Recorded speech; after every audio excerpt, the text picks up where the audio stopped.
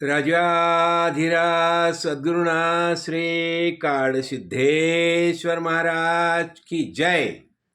अभी हम राम रावण युद्ध के बारे में बहुत कुछ बातें हम जान चुके हैं।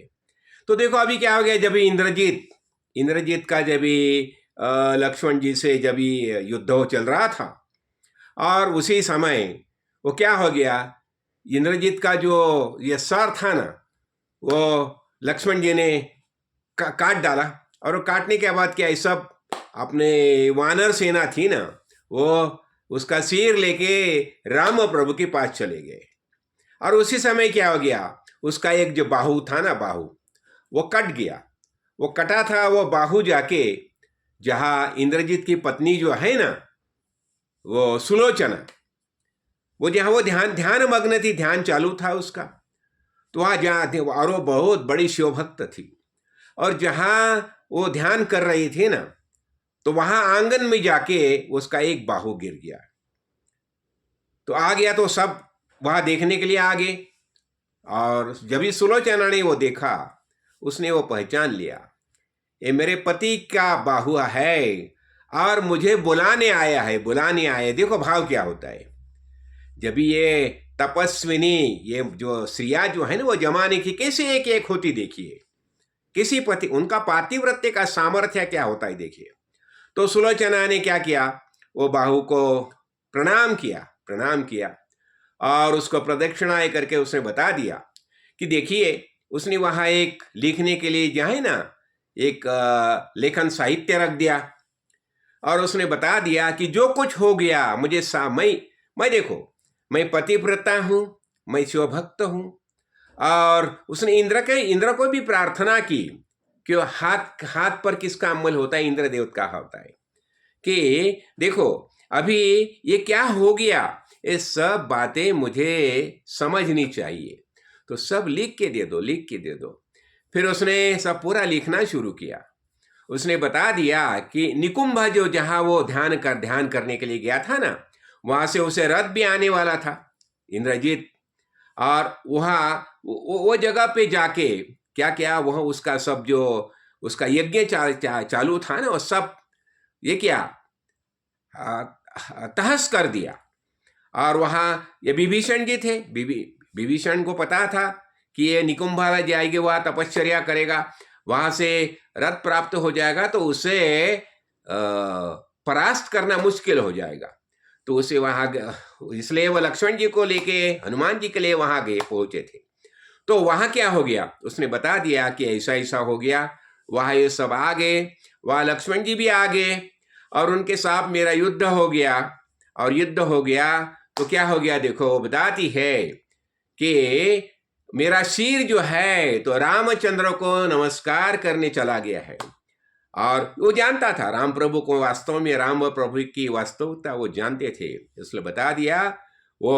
और इतना ही नहीं, जब भी लक्ष्मण जी के साथ उसका युद्ध हो गया तो उसने बता दिया लक्ष्मण जी के बारे में बता दिया कि वो भी मामूली नहीं है, वो बहुत बड़े देवता है। तो देखो, और उसने बता दिया कि श्री रामचंद्र जी को प्रणाम करने के लिए वहां गया है। और उसने बता दिया, देखो तुम श्री राम चरण वंदन करो और करके मेरा वो सिर लेके आओ तुम। और देखो, मैं भवसागर पार करके तेरी प्रतीक्षा कर रहा हूं। ये जो रिलेशन होते हैं ना, पति पत्नी का जो नाता होता है, कैसा होता है वो, तो उसने क्या बता दिया, मैं भवसागर पार करके तुम्हारी मैं प्रतीक्षा कर रहा हूं, शीघ्र आना। देखो ऐसा हो गया। फिर इसने ये क्या हो गया, राम प्रभु के पास चली गई वो। और वहां जाने के बाद उसने बता दिया कि प्रभु ऐसा ऐसा हो गया है और मैं आपकी शरण में आ गई हूं, मैं आपकी बेटी हूं और ये तो आपके दामाद है, तो मुझे ये आप शीर दीजिए। तो उसी समय सुग्रीव ने बता दिया कि ये सब तुम्हें कैसा पता चला। तो उसने देखो वो सब, ये बंदर जो है ना, वानर जो है, वहां लेके आए शेर, ये तुम्हें कैसे पता चला।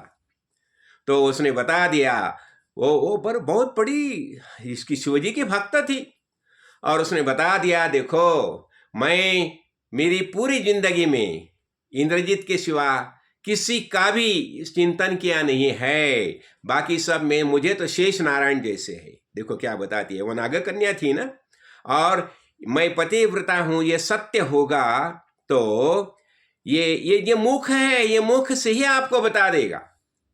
फिर वो मुख से आवाज आने लगी, वो मुख ने बता दिया कि हाँ, जो सुलोचना जो कुछ बता रही है वो सत्य है।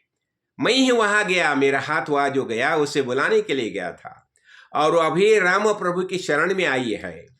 तो देखो, जब ही ऐसा बता दिया तो फिर राम प्रभु ने भी उसे वो उसका जो शीर है वो दे दिया। फिर सुलोचना ने क्या किया, वो शीर लिया साथ में, वो बाहु लिया साथ में, और निकुंभ जहां उसका धड़ गिरा था वहां चली गई। वहां चली गई और वहां उसने क्या किया, वो धड़ जो है वो धड़ की यहाँ सिर लगा दिया, हाथ की जगह हाथ लगा दिया, और उसकी सब संपूर्ण अंत्येष्टि की सब व्यवस्था की। और उसने राम प्रभु को जाते समय प्रार्थना की, प्रभु आज का दिन आप युद्ध बंद रखिए, युद्ध नहीं मत कीजिए, आज का दिन युद्ध मत कीजिए। ठीक है, राम प्रभु ने भी वो मान्य किया।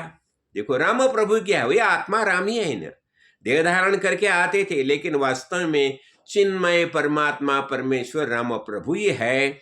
वो सुलोचना भी जानती थी। और फिर उसने क्या किया, सुलोचना ने वह सब अंत्यविधि के सब राक्षस परिवार था, उसने सब अंत्यविधि की सब व्यवस्था की। देखो तो भी जब भी वो जाने के लिए निकले, उसने मंदोदरी माता को ससुर को प्रणाम किया, बता दिया कि मैं ऐसा राम प्रभु के दर्शन के लिए जा रही हूँ।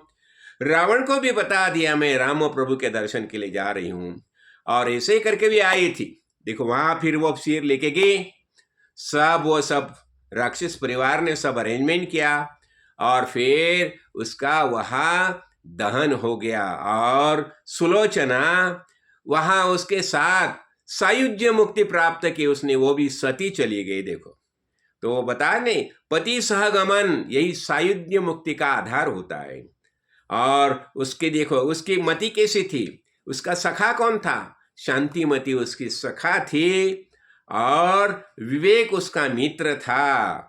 और देखो वैराग्य प्राप्ति बिना रामचरण योग असंभव है। इसलिए क्या हो गया, उसने उसी समय सब उसका जो कुछ था वो ब्राह्मण को बुला के सब दान किया था। ऐसा होता है। और जब ये राम प्रभु से उसने बात किया, राम प्रभु से उसने बता दिया, मुझे पुनर्जन्म न होने दे, मुझे सायुज्य मुक्ति दे दे, ऐसे राम प्रभु को प्रार्थना की। देखो ऐसा वरदान मांगा उससे। तो ऐसी ये महान स्त्रियां होती है। देखो ये भूतल पर ये कैसे, ऐसे प्रकृति और पुरुष जो है, पार्वती परमेश्वर है, कौन है, ये स्त्री भी हमारा अंश है, पुरुष भी हमारा अंश है। यानी जो वेदानुगामी होते हैं, धर्म से जीते हैं, उनका आचरण कैसा होता है। देखो तो ऐसी ये सच सुलोचना तो ऐसी तो वो नाग कन्या थी, हाँ, लेकिन उसने कैसा आदर्श स्थापित किया। देखो ऐसा होता है। तो ऐसे जो महान चरित्र हम देखते हैं, तो उनसे हम कुछ ना कुछ सीख लेनी चाहिए। उससे हमें पता चलता है हमें भी कैसा जीना है। तो ये हम कुछ ये कथाओं के माध्यम से हम ये कुछ बात समझ लेते हैं।